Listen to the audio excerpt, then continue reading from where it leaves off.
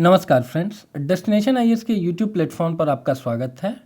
आज हम लोग जो आर्टिकल लेकर के आए हैं आपके लिए वो दैनिक जागरण में हाल फिलहाल में आया है, जिसमें बताया गया है हताश निराश करती देरी और जल्द होनी चाहिए आपराधिक मामलों की सुनवाई। अगर आपराधिक मामलों की तीव्र सुनवाई हो रही है तो ये भारतीय न्यायपालिका के लिए तो अच्छा है ही, साथ ही साथ ओवरऑल भारतीय लोकतंत्र के लिए भी ये बहुत अच्छा है। ठीक है, बिकॉज लोगों का सिस्टम के ऊपर ट्रस्ट डेवलप होगा और ये भारतीय लोकतंत्र की जड़ों को मजबूत करेगा। वैसे भी एक फ्रेज हम सारे लोगों ने सुन रखा होगा कि justice delayed is justice denied, अर्थात अगर न्याय मिलने में किसी को देरी हो रही है तो वो एक तरीके से अन्याय सदृश है। बोलते हैं ना कि मरीज को दवा पिलाना होता है उसके जिंदा रहते हैं, उसके मरने के बाद वो दवा उसके किसी भी काम नहीं आती है। ठीक है, तो इसी चीज़ को लेकर के एक आर्टिकल आ रखा है, उसको हम लोग देखेंगे। हताश निराश करती देरी।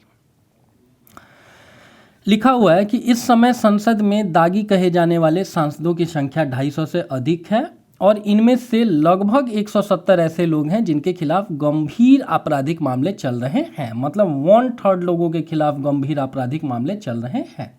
किसी भी राज्य में या किसी भी सत्ता के स्वरूप में दो पक्ष होते हैं, एक आपको सत्ता पक्ष और दूसरा विपक्ष। तो गंभीर आपराधिक मामलों का मतलब हुआ कि हत्या, लूट, बलात्कार, ऐसे जघन्य अपराध जिसको हीनियस क्राइम कहते हैं, उनके मामले दर्ज हैं। आप एक चीज खुद सोच करके देखिए कि किसी भी राज्य में विपक्ष क्या करेगा कि जन सामान्य के मुद्दों को उठाएगा, उसी उठाने के क्रम में वो धरना प्रदर्शन करेगा। जहां पर भी धरना प्रदर्शन किया जाता है वहां यूजुअली सरकार के द्वारा धारा 144 लागू कर दी जाती है और उसका उल्लंघन करने वालों के खिलाफ भी मुकदमा वगैरह दायर कर लिया जाता है। तो वो एक बड़ी नॉर्मल सी राजनीतिक प्रक्रिया है, उसको जघन्य अपराधों में नहीं गिनेंगे। लेकिन अगर हत्या जैसे मामलों में 170 से अधिक लोग चार्ज हैं तो ये अपने आप में लोकतंत्र का उपहास उड़ाने वाली स्थिति है।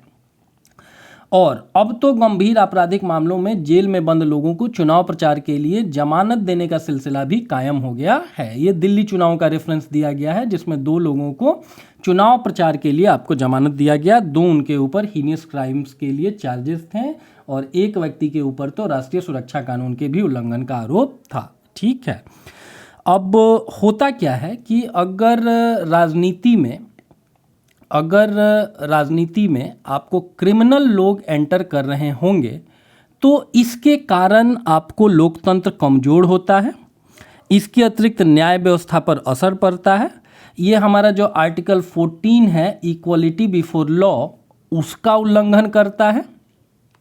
इक्वलिटी बिफोर लॉ का ये उल्लंघन है कि भैया नेताओं को लगता है जैसे स्पेशल ट्रीटमेंट मिल रहा है और आम जनता के लिए उनको अलग तरीके से ट्रीट किया जा रहा है। ठीक है, तो ये चीज़ें ओवरऑल भारतीय लोकतंत्र के लिए अच्छी नहीं है। एनसीईआरटी में माचांग लालुंग का एक एग्जाम्पल दे रखा है। ये व्यक्ति ऐसे हैं जिनको अंडर ट्रायल 54 ईयर्स जेल में रहना पड़ा। तो भाई जो क्रिमिनल आदमी है बस वो नेता बन गया, इसके बिहाफ पर उसके मुकदमे जल्दी नहीं सुने जा रहे हैं और वो उनमें से अधिकतर जेल के बाहर रह के ऑपरेट कर रहे हैं। और वहीं दूसरी तरफ एक सामान्य व्यक्ति हैं, इस व्यक्ति का नाम एनसीईआरटी की किताबों में दिया हुआ है। इस व्यक्ति को 54 सालों तक अंडर ट्रायल प्रिजनर के तौर पर रहना पड़ा। एक और इंटरेस्टिंग डेटा आप जानेंगे कि इंडिया में one of the largest number of under trial prisoners रहते हैं। लगभग भारतीय जेलों में 4.32 लाख लोग ऐसे हैं जो अंडर ट्रायल हैं और कुल जेलों की ऑक्यूपेंसी का, जेलों में कुल जितने लोग हैं उसका लगभग 75% अंडर ट्रायल प्रिजनर्स ही हैं। ठीक है, तो ओवरऑल ये चीज़ें भारतीय लोकतंत्र के लिए अच्छी नहीं कही जा सकती हैं। इसके अतिरिक्त अगर आपके पॉलिटिकल सिस्टम में एंटर करेंगे तो ये आर्टिकल 14 का वायलेशन है, वो हम लोगों ने बात कर लिया। इसके अतिरिक्त ये भ्रष्टाचार को बढ़ावा देने वाला होगा, बिकॉज कोई अगर भ्रष्ट व्यक्ति होगा, कोई अगर आपराधिक प्रवृत्ति का व्यक्ति होगा तो वो अंतोगत्वा, आपको बोलते हैं ना कि आदमी का नेचर और सिग्नेचर नहीं बदलता है, तो वो अभी भी अपराध ही कर रहा होगा। तो ये एक गलत चीज़ है। दूसरा, इसके कारण जो विधायिका में बहसें होती हैं, संसद में बहसें होती हैं, उनकी क्वालिटी भी डिटोरिएट करेगी। वहाँ पर कोई जन सामान्य के मुद्दे नहीं उठाए जाएंगे। एक कोई क्रिमिनल माइंडसेट का व्यक्ति है, वो फिर बहुत अच्छा तर्क वितर्क नहीं कर पाएगा, जिसके कारण जन सामान्य के मुद्दे भी निगेटिवली हैम्पर्ड हो रहे होंगे। इसके अतिरिक्त ये विकास में रुकावट बनेगा, बिकॉज कोई सा भी क्रिमिनल माइंडसेट का व्यक्ति है तो प्रायः उसका विकास को लेकर के एक नकारात्मक नजरिया ही होगा। ठीक है। और अंतोगत्वा देखिए तो भारतीय लोकतंत्र के प्रति जो विश्वसनीयता है आम आदमी की, उसमें कहीं ना कहीं आपको कमी देखने को मिलेगी। ठीक है। तो अगले पैराग्राफ में बताया गया है कि ये निराशाजनक है कि पूर्व एवं वर्तमान विधायकों तथा सांसदों के आपराधिक मामलों की सुनवाई के लिए गठित की गई अदालतें उनके मामलों का समय पर निपटारा करने में आपको विफल साबित हुई हैं। ठीक है। दो रिप्रेजेंटेशन ऑफ पीपल्स एक्ट ये बात करता है 1951 का, या सेकंड ARC भी इसकी वकालत करता है कि भैया नेताओं के ऊपर जो भी मुकदमे हैं उनका शीघ्रता से निस्तारण होना चाहिए, बट फिर भी प्रैक्टिकली ये चीज़ें देखने को नहीं मिलती हैं। ठीक है। अगला देखिए क्या लिख रखा है कि सुप्रीम कोर्ट में प्रस्तुत किए गए एक शपथ पत्र के अनुसार जनप्रतिनिधियों के आपराधिक मामलों की सुनवाई कर रही MP MLA अदालतों में कोई उल्लेखनीय प्रगति नहीं दिख रही है। कोर्ट क्या करता है ना कि ओवरऑल अगर कोई विशेष मामले हैं तो उनके लिए विधायिका की सहमति से स्पेशल कोर्ट्स का गठन कर देता है, और इन स्पेशल कोर्ट्स में केवल उस प्रकार के ही अपराधों को हियरिंग उनकी की जाती है। तो यहाँ देख सकते हैं आप क्या लिख रखा है कि MP MLA अदालतों के लिए जो स्पेशल कोर्ट्स बनाने की बात की गई थी, उनके भी आउटपुट हम लोगों को बहुत अच्छा नहीं दिख रहे हैं। ऐसे जनप्रतिनिधियों के करीब 5000 मामले इस देश में लंबित चल रहे हैं। अपेक्षा तो की जा रही थी कि मामलों की त्वरित सुनवाई होगी, लेकिन इसका उल्टा हो रहा है। एक समस्या ये भी है कि इन अदालतों में जनप्रतिनिधियों के आपराधिक मामलों की सुनवाई ही रह रह करके स्थगित होते रहती है। ठीक है। तो ये भी अपने आप में एक बहुत समस्या वाली चीज़ है कि टाइमली अगर हियरिंग नहीं होगी तो भी चीज़ें बहुत अच्छी नहीं होंगी। ठीक है। अब थोड़ा हम लोग बात कर लेते हैं कि आखिर क्या वो रीज़न है जिसके कारण न्याय में देरी हो रही है। पहला चीज़ जानेंगे कि इंफ्रास्ट्रक्चर और नंबर ऑफ जजेस की संख्या इस देश में बहुत आपको संतोषजनक नहीं है। ठीक है।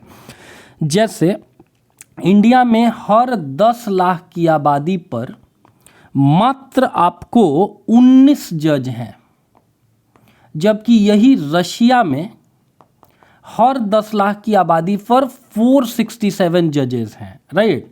तो ओवरऑल जजेस ही कम होंगे तो भाई मुकदमे की देर से सुनवाई तो होगी ही। ठीक है। इसके अतिरिक्त और क्या रीज़न हो सकता है? इसके अतिरिक्त रीज़न ये हो सकता है कि भाई अत्यधिक मुकदमे हैं।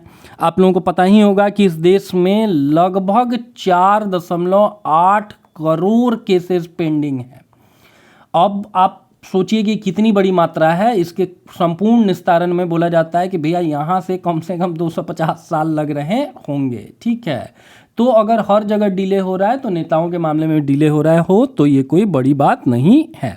इसके अतिरिक्त क्यों डिले होता है? बिकॉज प्रशासनिक जटिलताएं सामने आती हैं, विधिक जटिलताएं सामने आती हैं, लोगों की आपको न्यायिक साक्षरता बहुत अच्छी नहीं है। देश में लोगों की न्यायिक साक्षरता, जिस तरीके से लिटरेसी रेट होता है, वैसे ही 2 टर्म आपने और सुन रखे होंगे, एक फिनेंशियल लिटरेसी और दूसरा जुडिशियल लिटरेसी। नियम कानूनों के बारे में, उनसे संबंधित दाव पेचों के बारे में लोगों को कुछ बहुत ज़्यादा नहीं पता होता है। इसीलिए प्रायः देखा गया है कि वकील भी क्या करते हैं कि अपने हिसाब से मामलों को ट्विस्ट करते रहते हैं। इसके अतिरिक्त अपर्याप्त बुनियादी ढांचा, कई बार बोला गया है कि भैया जो जुडिशरी है उसका कम से कम जो इंफ्रास्ट्रक्चर है वो बहुत एडवांस होना चाहिए, बट ऑन ग्राउंड उतनी शानदार चीज़ें नहीं दिखती हैं। ठीक है। तो ये सारे कुछ रीज़न हैं। ये नंबर वगैरह आप एग्ज़ाम में कोट कर सकते हैं कि ऐसा है कि जनप्रतिनिधियों के इस देश में लगभग 5000 मामले पेंडिंग हैं। अब ऐसा इसलिए भी होता है क्योंकि जनप्रतिनिधि अदालतों के समक्ष पेश होने से ही इनकार करते आते हैं। ठीक है, ओवरऑल आर्टिकल 14 जो इक्वलिटी बिफोर लॉ की बात करता है उसका वायलेशन है कि जनप्रतिनिधि अपने को सर्वोच्च मानते हैं और यूजुअली जब भी मुकदमे की हियरिंग होती है उस समय ये पहुंचते ही नहीं हैं। और ऐसी स्थिति अगर रहेगी तो जो स्पेशल कोर्ट्स का गठन किया गया है एमपी एमएलएज के लिए उसका औचित्य ही निरर्थक साबित होगा। ठीक है, कुछ वर्ष पहले सुप्रीम कोर्ट ने सभी उच्च न्यायालयों को निर्देश दिया था कि वे इस चीज़ को देखें कि एमपी एमएलएज अदालतें पूर्व एवं वर्तमान विधायकों सांसदों के आपराधिक मामलों का निस्तारण समय से करें और साथ साथ इन अदालतों से समय समय पर प्रगति की रिपोर्ट भी लेते रहें। हालांकि ये सारी चीज़ें केवल आपको खबरों तक ही सीमित रह गईं, इनका कोई वास्तविक क्रियान्वयन नहीं हुआ। ठीक है, तो सीधी सी बात है कि भैया जिन अदालतों का गठन, जिन स्पेशल कोर्ट्स का गठन ही हुआ था कुछ विशेष मामलों के निस्तारण के लिए, उनकी सुनवाई में प्राथमिकता का परिचय नहीं हो रहा है, उनकी सुनवाई को प्रेफरेंस नहीं मिल रहा है और ये अपने आप में एक अच्छी चीज़ नहीं है। ठीक है, और अगर इस चीज़ को नहीं रोका गया तो विधानमंडलों और संसद में आपराधिक छवि एवं अतीत वाले जनप्रतिनिधियों की संख्या तेजी से बढ़ेगी। इस समय ऐसे सांसद 250 से अधिक हैं जिनको दागी कहा जा सकता है और उनमें से भी 170 के खिलाफ गंभीर आपराधिक मामले हैं। तो ये लोकतंत्र का उपहास उड़ाने जैसा है, बिकॉज अब तो जेलों में जो बंद लोग हैं उनको भी चुनाव प्रचार के लिए जमानत मिलने लगी है। तो मेंस के लिए अगर आपको एक अच्छा सा आंसर लिखना है तो इन्हीं सारी बातें जो डेटाज वगैरह हम लोगों ने आपको दिया वो बहुत ऑथेंटिक डेटा है, उसको नोट डाउन करके रखेंगे। प्लस वोहरा कमेटी को जरूर कोट करेंगे जो 1993 में अपराधी, ब्यूरोक्रेट और नेताओं के मध्य बने नेक्सस के ऊपर है। बेसिकली जो 1993 में बम्बई बम ब्लास्ट हुए थे ना, जिसमें दाऊद इब्राहिम की संलिप्तता पाई गई थी, उसी कॉन्टेक्स्ट में वोहरा कमेटी बोलती है कि भैया अपराधी अब राजनीति में भी घुस गए हैं या राजनीति को अपने हिसाब से कंट्रोल कर रहे हैं और ये सिनेरियो को अगर चेंज नहीं किया गया तो ये भारतीय लोकतंत्र के लिए बहुत अच्छा नहीं है। ठीक है, तो ये कुछ इंपॉर्टेंट बातें थी इस आर्टिकल से संबंधित। अगर आपके कोई इससे रिलेटेड क्वेश्चन हो तो प्लीज़ आप हम लोगों को एक बार रिफ़र कर रहे होंगे। ठीक है, thanks for watching and keep watching. अगर आप तक ये वीडियो पहुंचा है और कोई आपके मित्र मंडली में भी सिविल्स की तैयारी कर रहे हैं तो हम आशा व्यक्त करते हैं कि उनको आप ये वीडियो ज़रूर रिफ़र करेंगे। धन्यवाद।